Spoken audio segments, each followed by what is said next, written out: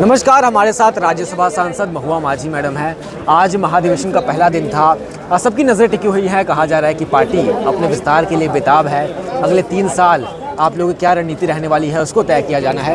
पहले दिन क्या कुछ रहा था? देखिए, आज का दिन हमारे लिए बहुत ज़्यादा महत्वपूर्ण इसलिए भी था। वैसे तो आज 13वां अधिवेशन है और लगातार हम लोग विभिन्न अधिवेशनों में बहुत तरह का संकल्प लेते हैं और पार्टी लगातार बहुत अच्छा कर भी रही है। इस बार 34 सीट विधानसभा में लाकर पार्टी ने पूरे देश को एक तरह से हैरान कर दिया है।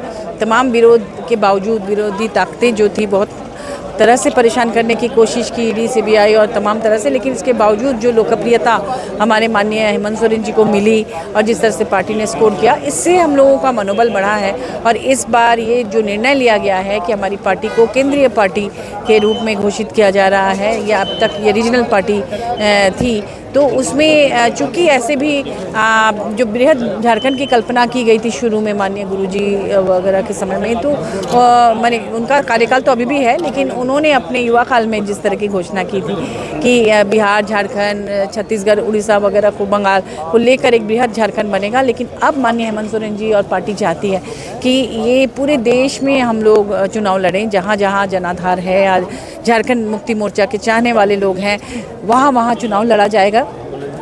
और मुझे लगता है कि ये काफ़ी सफल रहेगा, क्योंकि आज माननीय हेमंत सोरेन जी पूरे देश के एक बड़े आदिवासी नेता के रूप में उभरे हैं। उनकी नेतृत्व क्षमता पर किसी को कोई शक नहीं है। तो निश्चित रूप से जब चुनाव लड़ा जाएगा तो बहुत अच्छा रिजल्ट आएगा आने वाले दिनों में। और दिल्ली में भी इसका एक ऑफिस बनने वाला है। काम भी शुरू हो गया अब तो? काम शुरू हो गया लगभग जी। जैसा कि आप बता रही हैं कि आप लोगों का मनोबल बढ़ा है 34 सीटें आने के बाद। सबसे मजबूत स्थिति में झारखंड मुक्ति मोर्चा।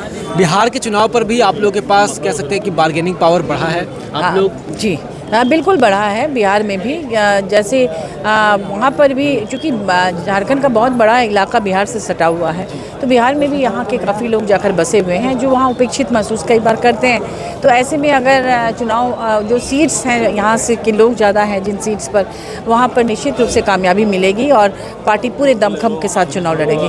पूरे देश भर में वक्फ बिल को लेकर के बहस छिड़ी हुई है। आप लोगों ने भी इसका पुरजोर विरोध किया है। इसके खिलाफ प्रस्ताव भी लाने की बातचीत चल रही है।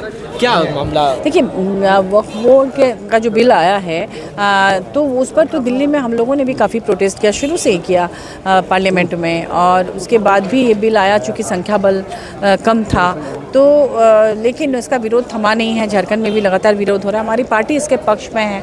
इसे दिखाने के लिए भी यहाँ पर ये प्रस्ताव पारित किया गया कि अब पार्टी पूरी तरह से उनके साथ है जो इस बिल का विरोध कर रहे हैं। पार्टी भी विरोध करेगी और जितना हो सकेगा सरकार की तरफ से भी इस दिशा में कार्य किया जाएगा।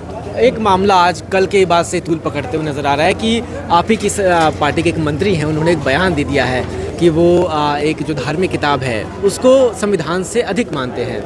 इस बयान को लेकर के आप लोग क्या फंसते हुए नज़र आ रहे हैं? देखिए, व्यक्तिगत राय है और कई बार जनभावना को ध्यान में रख के ही बात करनी चाहिए जनप्रतिनिधि को।